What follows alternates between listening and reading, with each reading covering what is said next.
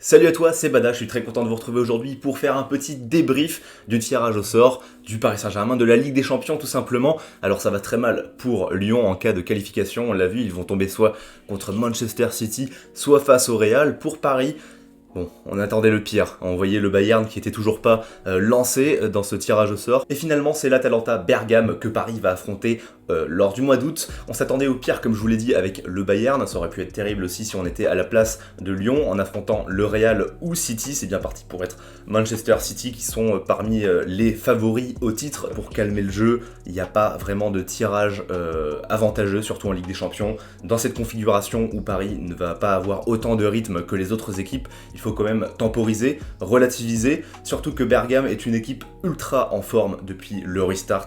Le retour des matchs en Italie. Ils ont gagné tout simplement tous leurs matchs, marquent beaucoup de buts à chaque match. Alors certes, tu as un Ilicic qui est moins en forme, heureusement parce que lui aussi il ne s'arrêtait pas de marquer. Il marque moins pour le coup, mais tu as Luis Muriel qui marque énormément aussi de son côté. Bref, l'Atalanta c'est une équipe assez complète, on le sait, portée vers l'avant. Ça va être un nouveau test pour Paris, car on le savait, face à Dortmund, on s'attendait aussi à une pluie de buts.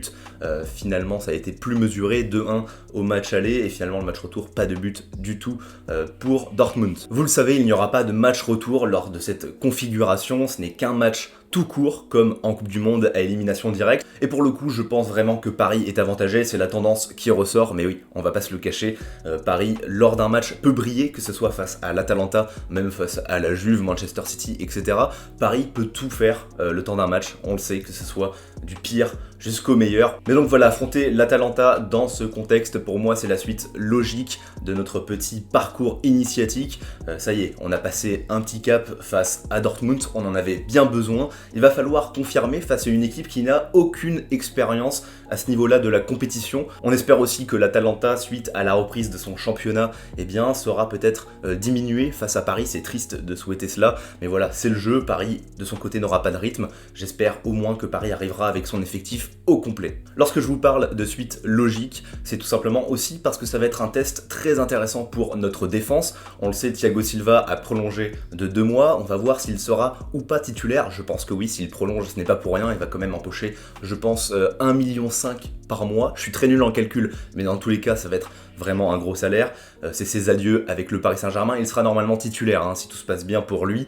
Enfin bref, on va voir s'il sera vraiment pleinement concentré et déterminé pour son équipe, même si quelques semaines plus tard, et même après le match face à l'Atalanta, si ça se passe mal, c'est peut-être son dernier match avec Paris. Donc on va voir pour Thiago Silva, et on verra aussi pour Kehrer, qui a vraiment convaincu face à Dortmund, après avoir balayé ses démons de Manchester. C'est le moment ou jamais de montrer que Thilo Kehrer, ça peut être solide, et de toute façon, c'est la problématique même pour la saison prochaine, pour le possible recrutement pour un latéral droit. Kehrer va devoir montrer qu'il peut tout simplement s'imposer. Parce que s'il est mauvais ou s'il se fait déborder face à une équipe aussi offensive que l'Atalanta, finalement le parti pris d'avoir un défenseur qui est à la base un central, un défenseur aussi défensif que Kehrer, n'aura plus aucun sens. Si après Manchester, un an plus tard, il récidive, je pense que ça va être compliqué pour lui, et Paris aura à cœur de recruter un nouveau latéral droit titulaire. Enfin, on n'en a pas parlé, mais en cas de qualification, en cas de victoire, de succès face à l'Atalanta, eh bien on va tomber face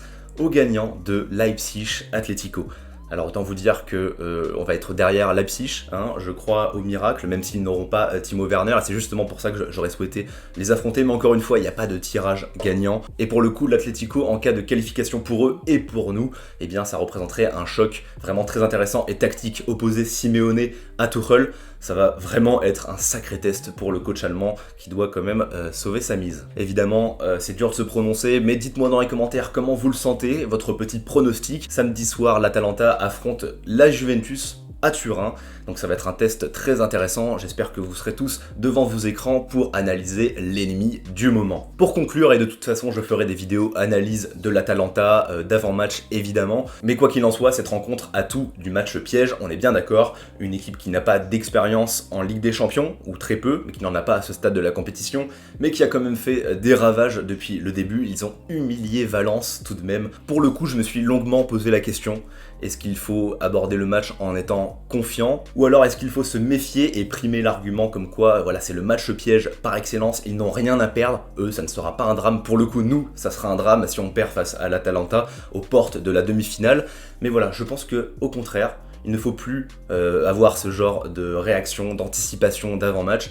Juste travailler le match comme il le faut, être sûr de nos forces, être sûr également de leurs forces à eux, ne pas avoir trop d'appréhension en se disant tiens ils vont marquer tant de buts, il faudra en marquer. On va marquer des buts, c'est sûr et certain. Ça sera également un gros test pour Icardi qui sera certainement titulaire. Enfin bref, voilà pour ce petit débrief. J'espère que ça vous aura plu. On se retrouve dans les commentaires et sur Instagram, sur ma page Insta, évidemment, pour réagir à tout ça. Allez, ciao tout le monde, prenez soin de vous, c'était Bada, ciao ciao.